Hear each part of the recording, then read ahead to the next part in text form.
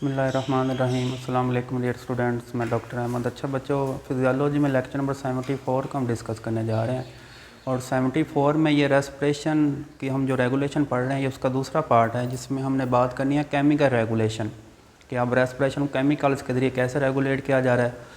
तो हमारे respiratory system में कुछ केमिकल होते हैं जिनको कहते हैं सेंट्रल कीमो रिसेप्टर। तो ये केमिकल रिसेप्टर्स के तौर पे काम कर रहे हैं। ठीक हो गया कि इन केमिकल्स की वजह से हमारा जो रेस्पिरेशन का जो अमल है वो तेज़ भी हो सकता है और वो कम भी हो सकता है। तो देखिए हमारे पास सर्टन केमिकल्स हैं determine how fast and deeply we breathe, कि हम जो सांस ले रहे हैं हम तेज़ सांस लेंगे या हम ऐसा सांस लेंगे, ये कुछ केमिकल्स के ऊपर असरअंदाज हो रहा है।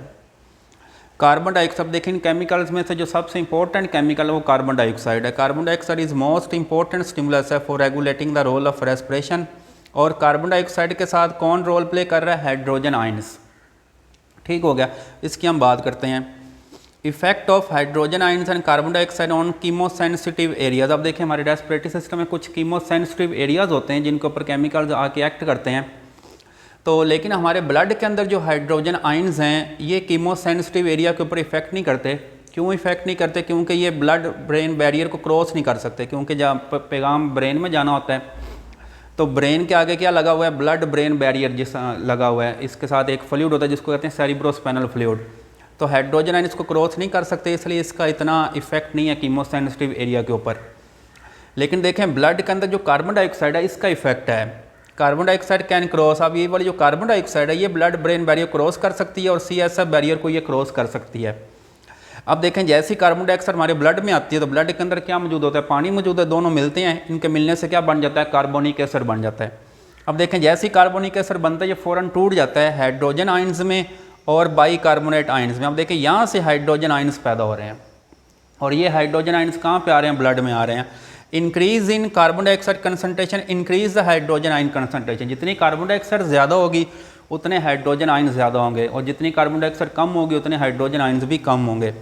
दीज हाइड्रोजन आयन स्टिमुलेट, ये कीमोसेंसिटिव एरियाज को स्टिमुलेट कर रहे हैं और ये इफेक्ट कर रहे हैं हमारे रेस्पिरेटरी सिस्टम के ऊपर। इसके ज़रिए हमारा जो सांस लेने का अमल है वो कम या ज़्यादा हो सकता है। अच्छा, उसके बाद इफेक्ट ऑफ CSF, जो सेरिब्रोस्पाइनल फ्लूइड है हमारे ब्रेन के इर्द गिर्द, उसके अंदर जो कार्बन डाइऑक्साइड है इसका क्या इफेक्ट है? तो हमारे पास जो CSF कार्बन डाइऑक्साइड है मोर पोटेंट, मतलब इसका ज़्यादा इफेक्ट है उन chemosensitive area then blood carbon dioxide, कि ब्लड कार्बन डाइऑक्साइड की निस्बत जो कार्बन डाइऑक्साइड CSF के अंदर है इसका ज़्यादा रोल है। क्यों रोल है? Due to less protein buffers in CSF, क्योंकि सेरिब्रोस्पाइनल फ्लूइड में इतने प्रोटीन बफर्स ही नहीं है जो ये कार्बन डाइऑक्साइड की मिकदार को या ये वाली जो हाइड्रोजन आयंस इनकी मिकदार को वो रेगुलेट कर सकें। तो ब्लड के अंदर तो ये बफर्स हैं जो हाइड्रोजन आयंस की मिकदार को मेंटेन रख देते हैं।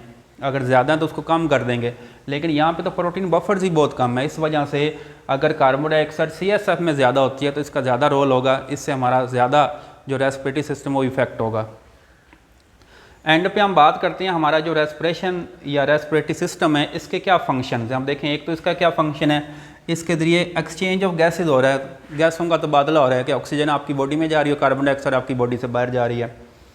Maintenance of acid base balance, हमारा जो रेस्पिरेटरी सिस्टम है ये एसिड बेस बैलेंस को भी मेंटेन रखने में हेल्प कर रहा है। जिस तरह ये यहाँ पे देखें कि ये वाले जो हाइड्रोजन और बाइकार्बोनेट आयंस बन रहे हैं, ठीक हो गया, ये बफर्स के तौर पे आगे काम कर रहे हैं और ये एसिड बेस बैलेंस में हेल्प कर रहे हैं।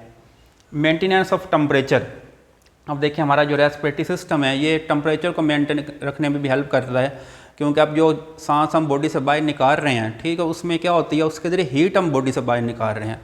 तो सांस लेने को हम कहते हैं ये रेस्पिरेशन, और रेस्पिरेशन के ज़रिए क्या हो रही है, हीट बॉडी से बाहर जा रही है। जब हीट बॉडी से बाहर जाती है तो हमारी बॉडी का जो टेम्परेचर है वो नॉर्मल हो जाता है। तो गर्मियों में ज़्यादा हीट बॉडी से बाहर जा रही है रेस्पिरेटरी सिस्टम के ज़रिए।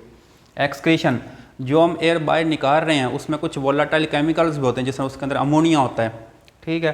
तो इस तरह हम कुछ चीज़ों को रेस्पिरेशन के ज़रिए बॉडी से बाहर भी निकाल रहे हैं।